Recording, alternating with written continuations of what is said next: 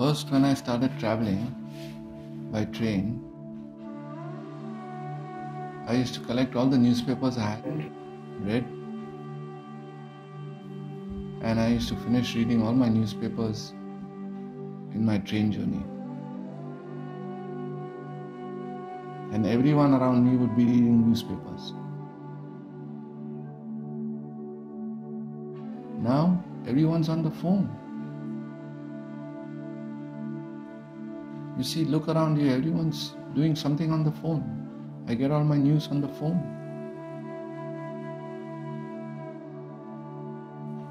Newspapers are out.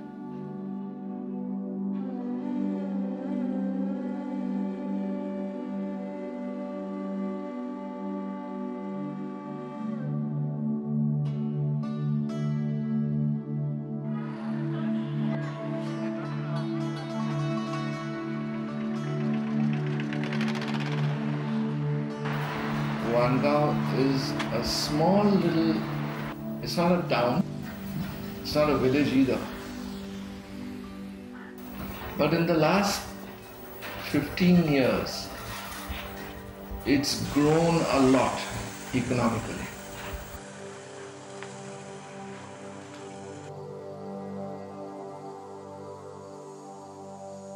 My name is Rumi Talati. I'm a Parsi from Bombay, and I've studied BCom and LLB. I'm a lawyer, but very early in life, Dad told me that if I'm interested in this farm and in this plot of land, then I have to come and help him. So, how old are you right now? I'm 56. And how old were you when you first started coming to the farm? I first started coming to the farm when I was 21, 22. I used to just come and observe my dad and do a few things which he wanted me to do. Go and give the wages, go and give this message, go and give this manure to this one, just be with the workers. So when I started working here, my routine was very hectic because I was also doing a business in Bombay. I was also doing my law, and I was also interning for my company secretaryship. And the days I would be in Bombay, I would never miss a chance to party. I would never say, oh, tomorrow I have to get up at 6 to catch a train. Any chance I got to party, I would party till very late in the night. And then I would get up at 6 and go to work, go to the farm, come back. We always loved dogs. We always loved animals. Me, my family, my brother, Cyrus, we were always great dog lovers. We've had dogs from when I can remember. And what is surprising is I have not only been bitten by a dog, I have been mauled. I was almost killed by a Great Dane.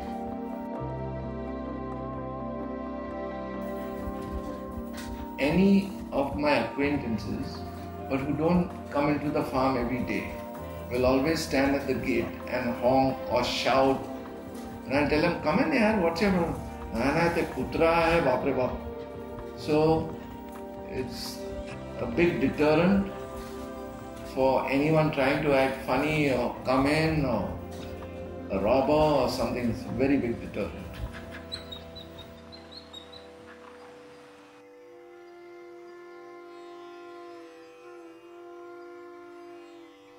Back then, there were very few farms, a lot of workers. So Seths were worshipped. He'll take me for the job, he'll take me for the job. Today, there are just a few workers and there are a lot of farms. Today the workers are worshipped. They come to my farm, work for me, I'll give you this much, I'll give you this. There were some workers who used to come for my work for my dad.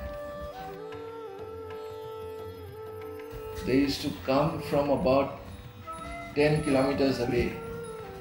They used to start off from their home. They used to get up early in the morning, around 4:35, make their food, pack their food, and start walking. They used to come here, work the whole day.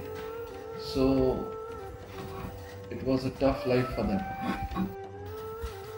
Some of their kids are still working for me, because now it's another world. I have to call them. Are you coming for work or not? I'll see. Send the rickshaw, send someone to pick me up. And that's bound to happen, because for centuries they were the underdogs. Poor guys, they had nothing. They could only feed their stomach if they got work.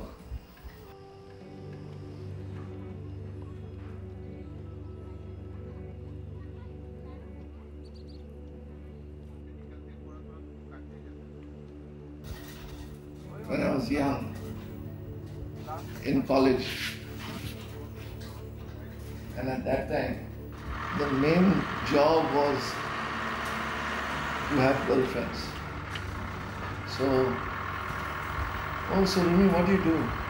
Oh, I'm a farmer. It used to sound so exotic. Wow! Farmer! And then, after a while, I would say it's not half as exotic as it sounds. But yeah, I'm a farmer.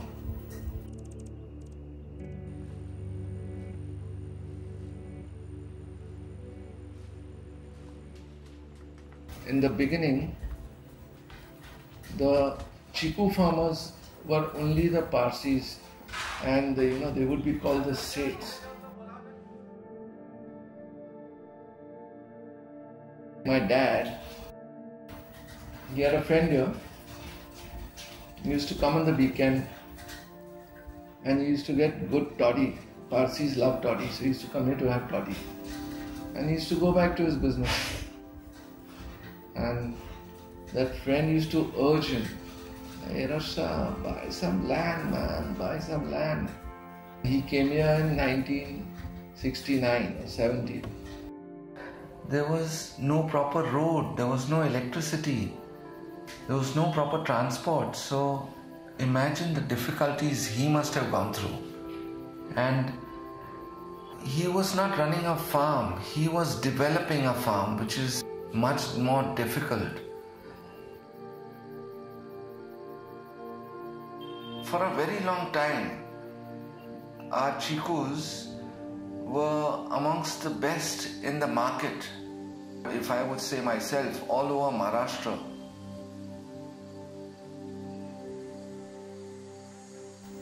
Today everyone's a Seth, a landowner, a guy who employs. My workers will call me Rumi Seth.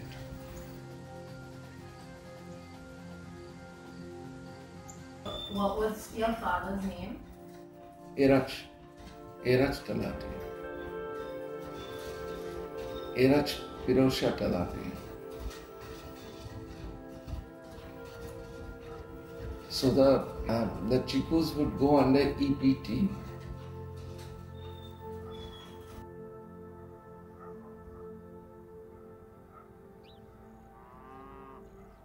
I started with chikus and coconuts. I learnt my agriculture with that. And then I wanted to expand a little, so I started a poultry farm. In the meantime, I did capsicum seed production. And then I started doing jasmine, mograss. And then I used to look after other people's farms. Then I started doing chilies. 3 different types of chilies. I grow bananas. Then I started doing capsicum. See, when I started the poultry farm, before I started the poultry farm, I was working for my dad. He used to pay me. And I was thinking, how long is this going to go on? I need something of my own. I need to branch out. I need to start. Not that I stopped working for Dad. I was working. But he did not like that I was branching out. He was very much against it. Before I started the poultry farm, I did not know the ABC of poultry. I did not know a thing. My biggest problem was not that I would lose money, but that it might shut down and that I'd be a failure. My biggest fear was, what will Dad say?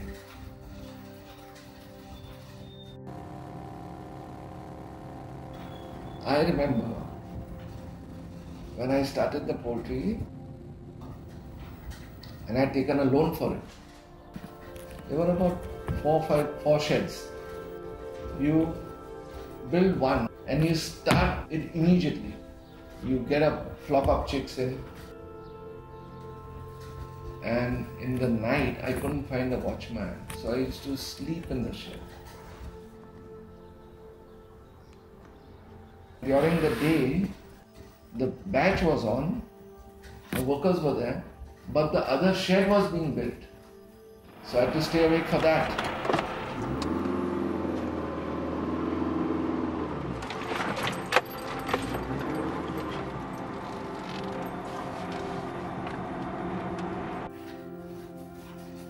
Do I love farming? Yes. I don't love. You see, I try and do it well. That, it's your job, you're going to do it. There were a lot of times when I wondered, I am a full-fledged lawyer. So I wondered whether I would have made more money or I would have liked that profession more. But I am a farmer. I try and do it as well as I can. Someone which you are very proud of. But if I say that, I'll be showing off.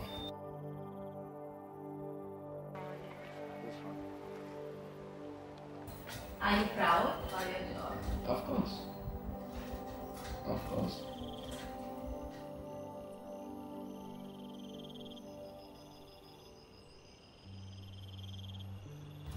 Suppose a poor farmer, there are poor farmers also, and he's got a family holding of say 2-3 acres. So he's growing a crop on 2-3 acres. So he takes a loan first of all to buy the seeds, to cultivate the land, to buy fertilizer, and he does all this. And most of the work is done by him and his family members. And then something happens, like there's a drought. There are some farmers who still rely on the rain. So when someone is relying on the rain and it doesn't rain, obviously he's in trouble. Now, when do suicides happen? Is there's a lot of pressure on this guy to return his loan. And who does he take a loan from? There are no banks in these small villages. There are no banks. You have to go to money lenders. So he's under a lot of stress because that money lender is going to come and ask for his money. Sometimes they keep their land mortgage their land to the money lender. And if they can't make it, it's a huge thing.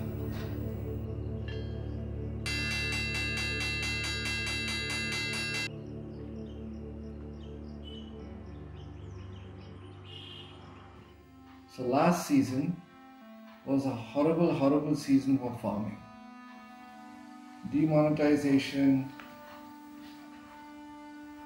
I wouldn't say it's a bad thing, but the effect it had on rural life was horrible. It got rural life to a complete standstill. because the basic economy here ran on cash. Everything came to a standstill. Many farmers, not only me, many farmers suffered huge losses.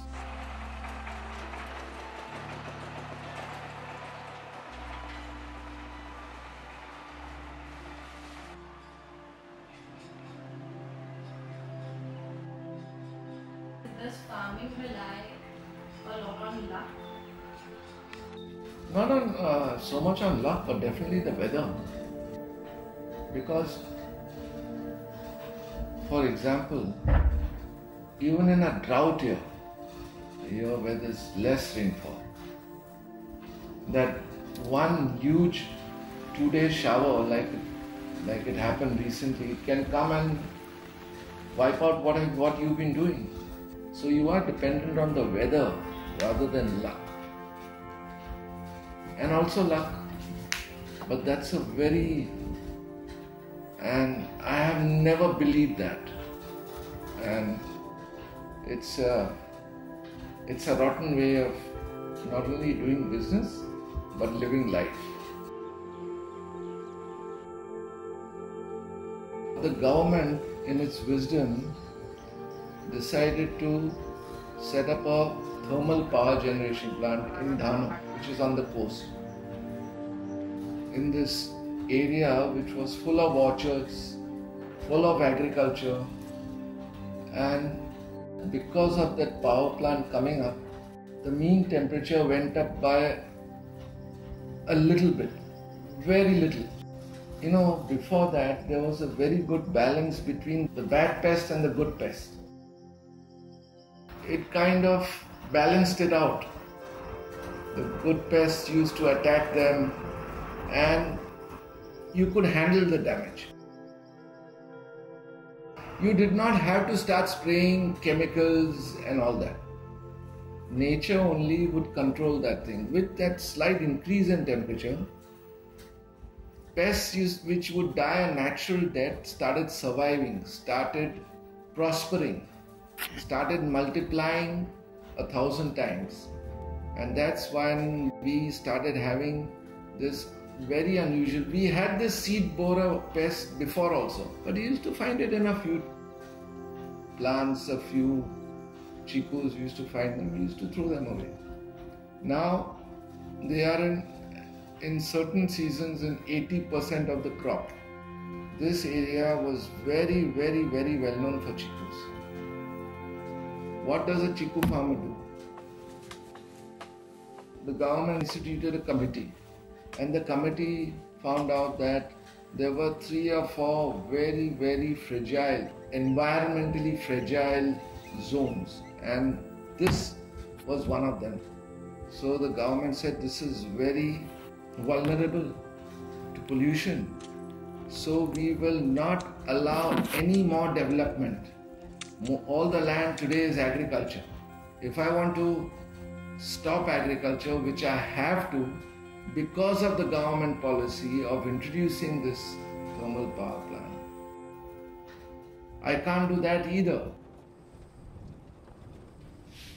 Today, the biggest evil, the biggest issue with these small, quaint, beautiful villages is plastic. Previously, 20 years back, garbage was 95% organic. Today, 95% is inorganic. It's all plastic.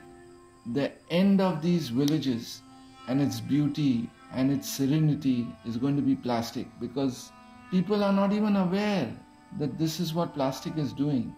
You can't blame them, because basically most of Vangaon, most of the workers are bothered about their daily life and their daily living and where their next bottle of booze and the next pot of food is going to come from. That's going to be, according to me, the biggest problem for small villages like Vangaon.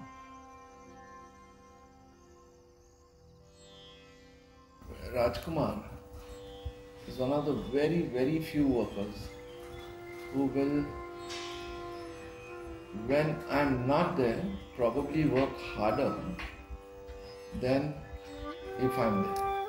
Most of my other managers, if I'm not there, they're very relaxed. Then they put their feet up. You go and do this, you go and do that. Rajkumar would be standing there in the sun. He himself has gained a lot of knowledge. He's been with me since 1990. I'm extremely lucky to have him. Extremely lucky. He hasn't eaten since 6 days. Because it's his Navaratri, he doesn't eat during the 9 days of Navaratri. He only has water and tea.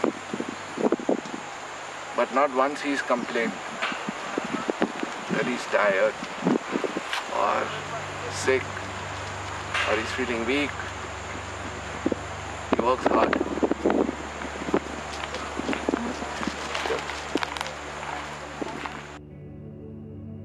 All these farmers, each and every one of them, if there's one thing in common, it's hard work. They all work very hard. Farming is a lot of sweat.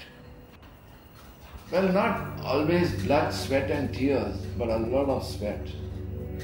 It's a lot of hard work. A lot of hard work. Only 5% of farmers' sons are getting into farming. 5 to 10%. Most of them are doing other jobs. Nobody wants to be in the sun.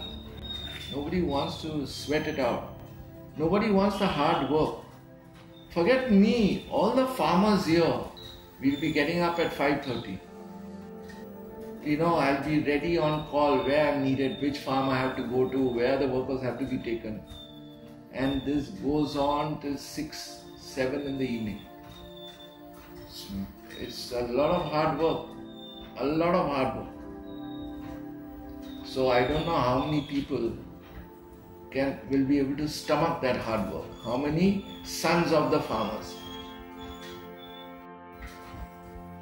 Maybe, that when I was young, that my father's acceptance, I used to strive for his acknowledgement. Yeah. And one thing about me, like I told you, this living on the edge is almost become addictive.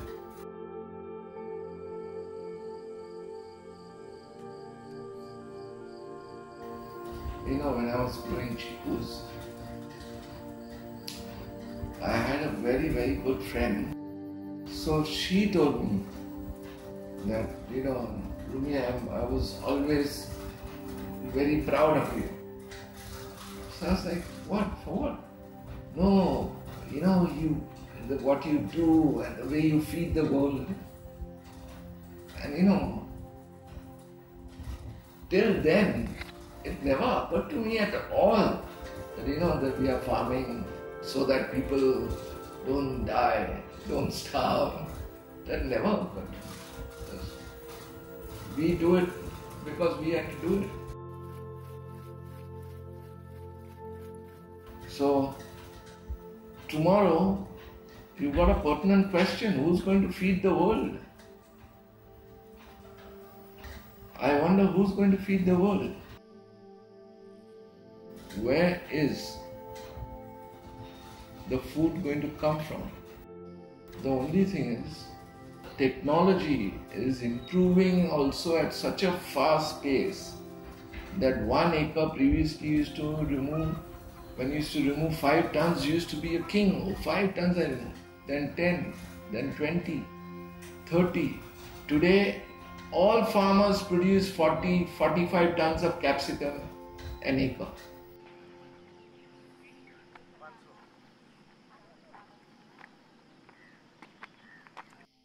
So I'm wondering, hold on, one more thing. I'm wondering which of my 2 daughters is going to be farmers.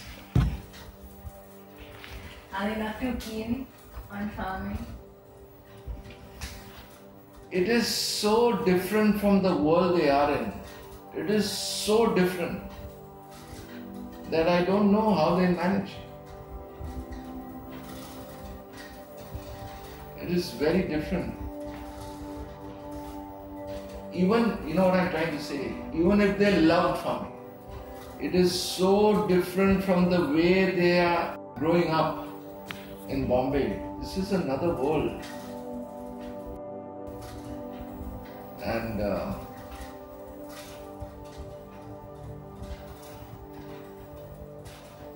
my daughters have many more avenues than we had, very frankly. Today they can be filmmakers, they can be sound engineers, they can be, in my time they could only be BCom, BA, BSc.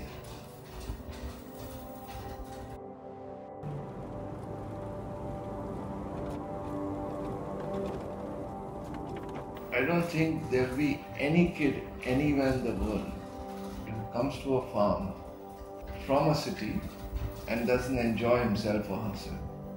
Climbing trees or running about, or I'm sure each and every kid will enjoy it. Whether it should be taught in school, yes, most definitely, because it's a very basic human need. Food, it has to, and a little gardening. Of course, kids should know basics of farming, where the food comes from, how it's grown, and a compulsory visit to a farm once a month or once in a couple of months would be a fantastic idea. And if they can plant their little seed, and by the time they come again the next month, they can see how it's grown. It will be a matter of amazement for that kid. Probably they might appreciate farmers a little. And having said that, probably 1 in 1,000 might say, yeah, this is what I want to do. Or 1 in 100. So that'll be very good, because people are not coming into the profession and people are going out of the profession.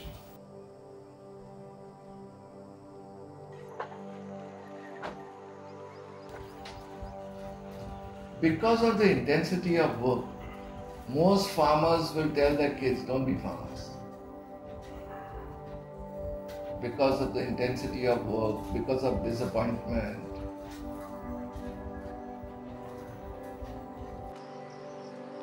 Now, farming, the way farming is done, with new technology, farming can make you rich. It can even make you a pauper, but you can be rich, you can be a rich farmer.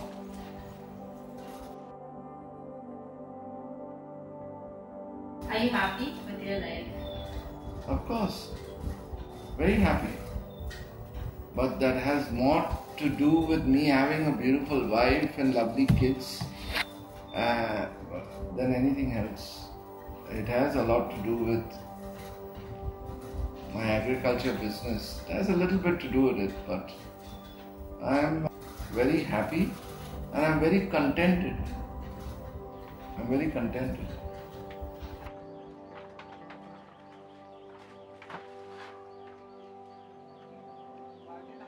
Your dad was alive today. What do you think he would say? What do you think? Yeah, I'm sure he would. He would have appreciated it. Why not?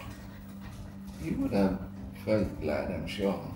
Because fundamentally, what does a dad want from his kid? He's not lazy. He's not into some severe bad habits. His son or daughter is good with his family. So, I mean, all those tick marks I can tick. Adi and Naju's dad.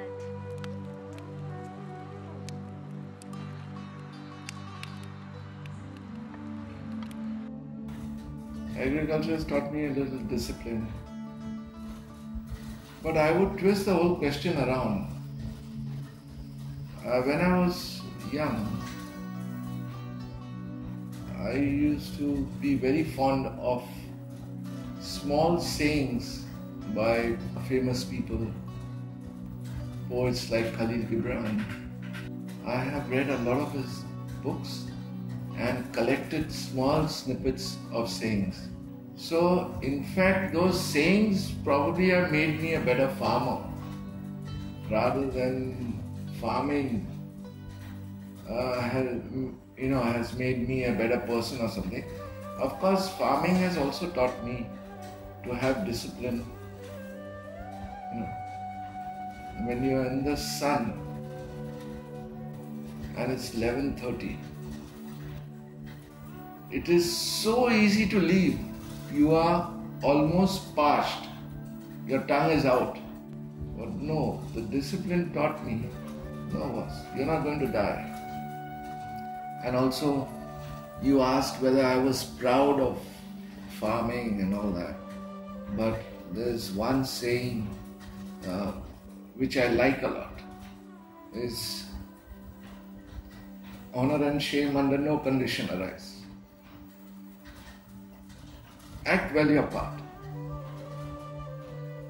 That's where your honor lies. So, this is what I do. And I would rather do it well than just do it.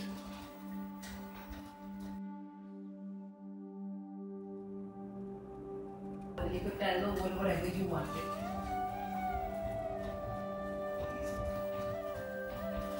But I'm too small a guy to tell the world anything. I don't have anything to tell the world.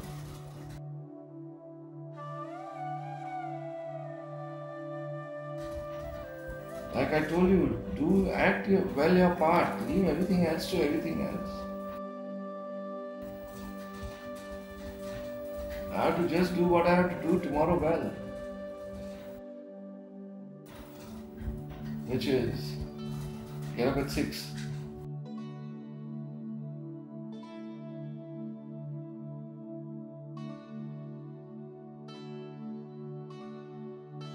What does a farmer need to tell the world?